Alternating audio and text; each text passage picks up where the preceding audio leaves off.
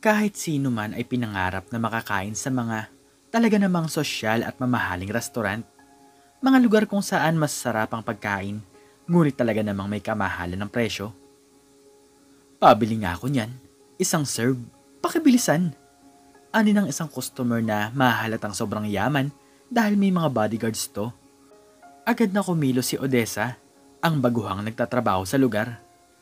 Eto na po, anin ni Odessa ng kanyang maihatid. Dumako na si Odessa sa kanyang mahugasin. Napakarami nito kaya bumuelo muna siya bago magsimula. Hoy babae, ayusin mo yung trabaho mo ha. Ayoko ng pabagal-bagal. Sigaw ni Ma'am Karen, ang manager nila. Hindi naman po ako mabagal. Sige po. Sagot ni Odessa na kinataas ng kilay ng manager nila. Sumasagot ka pa.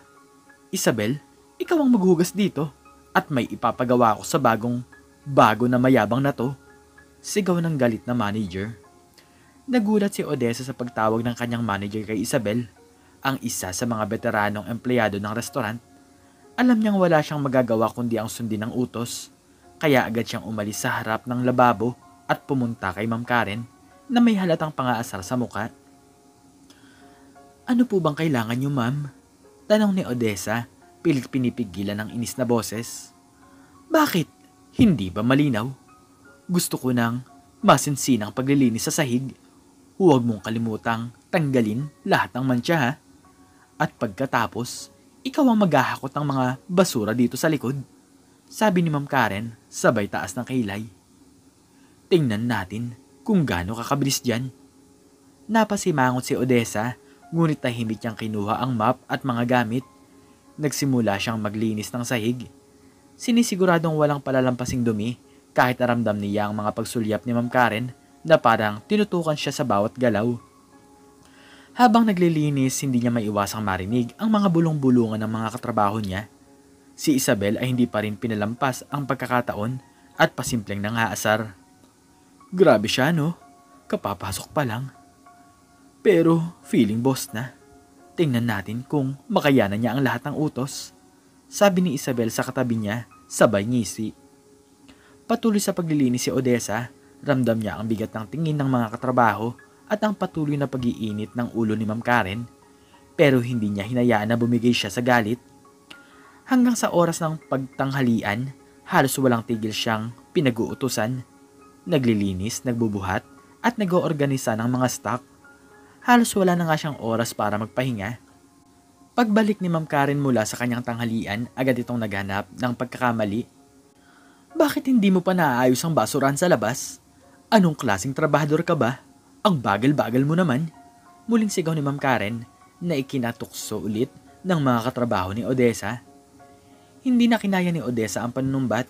Nanggigilid na ang kanyang mga luha pero nagpatuloy siya sa kanyang trabaho. Hawak ang panguskos ay sinimulan niyang maglinis ulit kahit ramdam niya ang kawalan ng respeto. Pinilit niyang tapusin ang lahat ng ipinapagawa sa kanya. Nang matapos siya sa huling utos ni Ma'am Karen, halos manlambot na ang kanyang mga tuhod sa pagod. Naglakad siya papunta sa staff room upang saglit na makapagpahinga. Ngunit narinig niyang muli ang boss ng kanyang manager. Huwag kang umupo dyan, Odessa.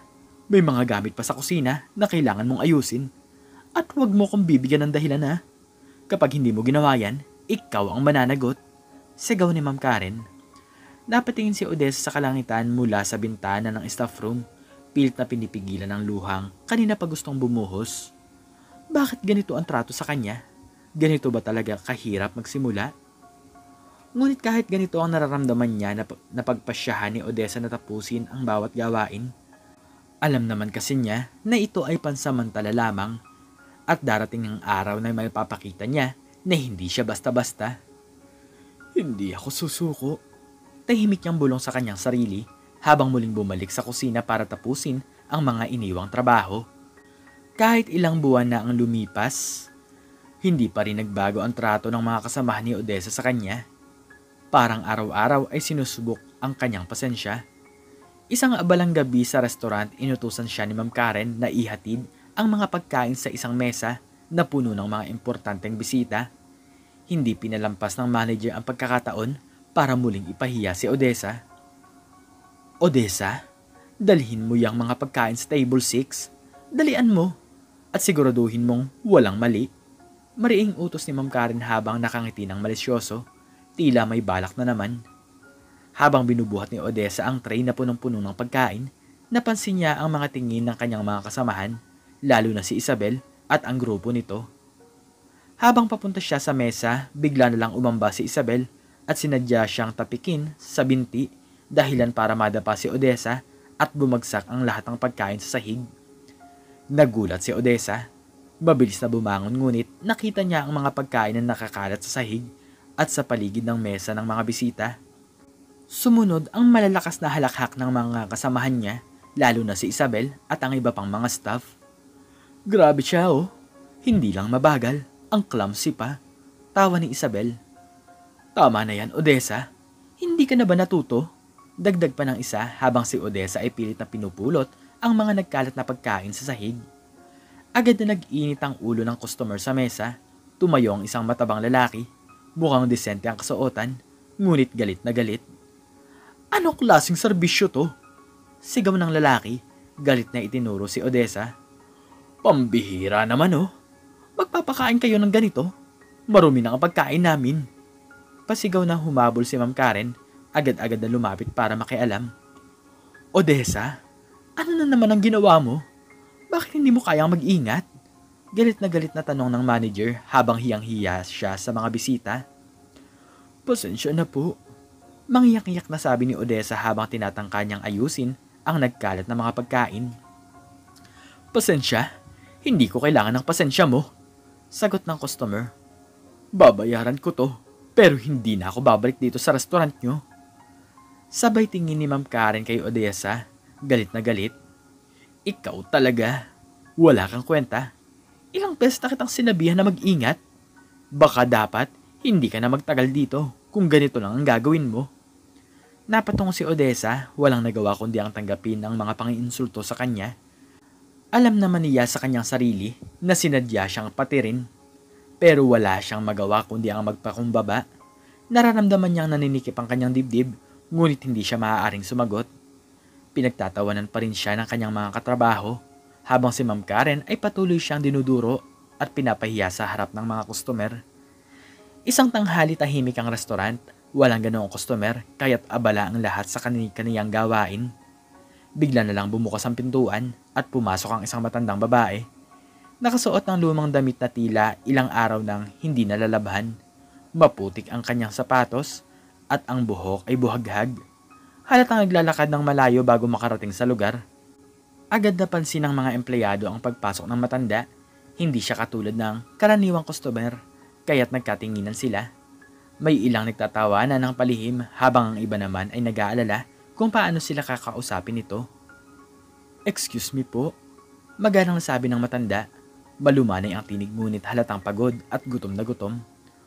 Pwede po bang makahingi ng pagkain? Pasensya na po kung magulo ang itsura ko, pero matagal na akong hindi nakakakain ng maayos. Ilang beses huminga ng malalim ang matanda bago siya nagsalita ulit. Hindi po ako magtatagal, kahit konting tira-tira lang po, basta may makain lang. Kung may tubig din po, malaking tulong na po yun. Nakayuko ang matanda habang nagpapaliwanag, halatang nahihiya sa kanyang sitwasyon. Pero ang ilan sa mga empleyado ay agad nagbulungan, halatang hindi natutuwa sa presensya nito. Ano yan? Aso ba siya para manghingi ng tira-tira? Bulong ng isa sa mga empleyado, hindi na itinago ang paghamak. Ang dumi niya, baka makasira pa siya sa imahe ng restaurant. Agad namang lumapit si Isabel, halatang naiinis. Manang, wala kaming tira-tira dito. Kung gusto mong kumain, kailangan mong magbayad. Hindi to karinderya na namimigay ng libre ha. Sabi ni Isabel na may matalim na tingin. Naku, pasensya na po kayo. Wala po talaga akong pera. Kahit tubig na lang po sana. Pakiusap ng matanda, namumula na ang kanyang mga mata mula sa pagpipigil ng luha. Tumaas pa lalo ang kilay ni Isabel. Tubig? Baka mamaya pati tubig, ipapakete mo na. Aba, hindi kami charity dito. Manang, sabay tawa ng malakas habang ang iba pang empleyado ay sumunod sa pagtawa. Nanlumo ang matanda, tila nais nang umalis ngunit Natatalo ng gutom ang kanyang hiya. Hawak-hawak ang laylayan ng kanyang maruming damit, sinubukan niyang humingi ulit ng awa. Sige na po, kahit konting kanin o sabaw. Pangako, hindi na po ulit ako babalik dito kung gusto niyo. Hindi ko po gustong maging pabigat pero talagang wala na po akong ibang malalapitan. Patuloy ng matanda, halos hindi na makatingin ng diretso dahil sa matinding hiya. Ngunit si Isabela ay hindi pa rin makumbinse. Wala kami diyang maibibigay. Kung talagang wala kang pera, edi maghanap ka ng ibang magpapakain sa'yo, hindi dito. Lalong bumigat ang pakiramdam ni Odessa na tahimik na nagmamasid mula sa gilid. Habang nagmamasid sa eksena, hindi niya matiis na makitang ganito ang trato sa matanda. Alam niyang maaaring masama ang dating nito sa mga customer, pero nararamdaman niya na walang ibang tutulong sa babae kundi siya na lamang. Nagpasya siyang lumapit. Ako na ang bahala, Ma'am Isabel, sabi ni Odessa. Mahina, ngunit matapang ang tono ng kanyang boses. Bumaling si Isabel kay Odessa, nagtataka at medyo galit. Ano? Ayan ka na naman, Odessa. Lagi ka na lang nagpapasikat. Sige, bahala ka dyan. Basta wag mong iistorbohin ang ibang mga customer, okay? Ibinagsak ni Isabel ang isang tray at tumalikod. Hindi na tumingin sa kanila. Matapos ang maikling sagutan, agad na lumapit si Odessa sa matanda. Dala ang kanyang tray. Manang, heto po, may konting pagkain po dito para sa inyo. Huwag po kayo mag-alala, libre ko po to. Upo po muna kayo. At ikukuha ko na rin po kayo ng tubig. Halos hindi makapaniwala ang matanda sa narinig. Nako, maraming salamat talaga, Iya. Salamat talaga. Ang bait mo naman. Nangingilid ang luha ng matanda habang nanginginig na tinanggap ang pagkain. Tahimik na ipinagpatuloy ni Odessa ang kanyang trabaho, ngunit sa loob-loob niya, mas magaan ang kanyang pakiramdam. Alam niyang ginawa niya ang tama kahit paanong sabihin ng iba. Lumipas ang mga araw, ay bumalik ang normal na daloy ng trabaho sa restaurant. Wala nang nakapansin sa nangyari noong araw na yon, maliban kay Odessa, na tahimik na ipinagpapatuloy ang kanyang mga gawain. Hanggang sa isang araw muling bumukas ang pintuan ng restaurant at laking gulat ang lahat nang makita nilang pumasok ang matandang babae na binigyan ni Odessa ng pagkain. Pero ngayon, iba na ang anyo nito. Malinis, nakaayos, at ang kasuotan ay mas elegante kaysa dati. Tahimik ang lahat, hindi makapaniwala na siya ang parehong matandang nakita nila noon. Sumunod sa kanya ang ilang mga kalalakihan na mukhang mga tauhan, may bitbit na mga folder at tila mga dokumento. Lahat ay napatingin kay Odessa, nagtataka kung ano ang nangyayari. Naglakad ang matanda patungo sa gitna ng restaurant, hinanap ang manager ni Ma'am Karen. Agad itong lumapit nang makita ang matanda, ngumiti na tila hindi maalala ang nangyari noong una silang nagkita. Ma'am, magandang umaga po. Ano pong maipaglilingkod namin sa inyo? Tanong ni Ma'am Karen, halatang kinakabahan sa presensya ng matanda na bigla na lang nagkaroon ng malaking impluensya. Magandang araw rin, sagot ng matanda na ngayon ay may matatag na boses. Ako, si Doña Felisa, at ako ang may-ari ng restaurant na to.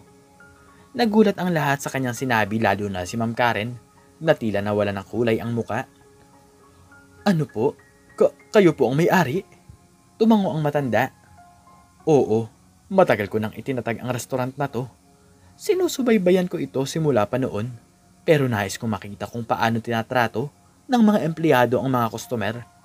Lalo na ang mga katulad kong mukhang walang-wala. Nilingon niya si Isabel na tahimik na nagtatago sa likod ng counter. Habang si Ma'am Karen ay nananatiling tahimik, halatang kinakabahan. Isang tao lamang ang nagpakita ng tunay na may malasakit. Patuloy si Doña Felisa, hinahanap ng tingin si Odessa. At siya ay walang iba kundi si Odessa. Nang marinig ang pangalan niya, napatigil si Odessa sa ginagawa at napatingin sa matanda. Ako po? Oo, Iya. Ngiti ni Doña Felisa. Kung hindi dahil sa iyong kabutihang loob noong araw na yon, hindi ko malalaman ang tunay na kalagayan ng aking negosyo. Ibinigay mo ang pagkain hindi dahil kailangan mo, kundi dahil alam mong tama to. Kaya't bilang pasasalamat, ikaw ang aking gagantimpalaan. Nagkatinginan ang mga empleyado. Lahat ay nagtataka kung ano ang ibig sabihin ng matanda. Nilingon ni Ma'am Karen si Odessa na hindi makapaniwala sa kanyang naririnig. Ipo-promote kita, Odessa. Patuloy doon niya Felisa. Simula ngayon, ikaw na ang magiging general manager ng restaurant na to. Mayroon ka ng otoridad at kapangyarihan para pamunuan ito. Napamulagat si Odessa. Hindi alam kung ano ang isasagot. Po? Ako po, pero... Tumango si Doña Felisa. Oo, ikaw. Ipinakita mo ang iyong malasakit sa tao. At iyon ang pinakamahalaga sa lahat. Hindi mo kailangan ng titulo o posisyon para gawin ang tama. Pero ngayon, gusto kong gantipalaan ka dahil sa iyong kabutihan. Hindi makapaniwala si Odessa, ngunit nang makita ang ngiti ng matanda, alam niyang totoo ang lahat ng kanyang narinig. Samantalang ang ibang empleyado lalo na si Isabel ay tila hindi alam kung ano ang gagawin. Si Ma'am Karen ay tahimik lamang na nagmamasid. Alam niyang wala siyang magagawa sa desisyon ng tunay na may-ari. Maraming salamat po. Sagot ni Odessa, halos maiyak sa sobrang tuwa at pagkabigla. Hindi mo kailangang magpasalamat, Odessa. Ikaw ang nagpakita ng tunay na malasakit. Ngayon, simulan mo na ang bagong kabanata ng iyong buhay dito sa restaurant ko bilang isang leader na may puso para sa mga tao. Sabi ni Doña Felisa bago siya umalis, kasama ang kanyang mga tauhan. Habang umaalis ang matanda, iniwan niyang puno ng paghanga at pananabik si Odessa, na ngayon ay handa nang harapin ang mas mataas na responsibilidad, hindi lang para sa sarili, kundi para sa lahat ng magtatrabaho sa restaurant. Ikaw, ano ang natutunan mo sa maikling istoryang ito? Makikicomment naman sa baba kung ano ang iyong natutunan. At hanggang dito na lamang po nagtatapos ang aking istorya at sana po ay nagustuhan niyo po ito. Please like, share, and subscribe, and click the notification bell para palagi kang updated sa mga bago kong istorya. Muli ay maraming salamat po at God bless us all.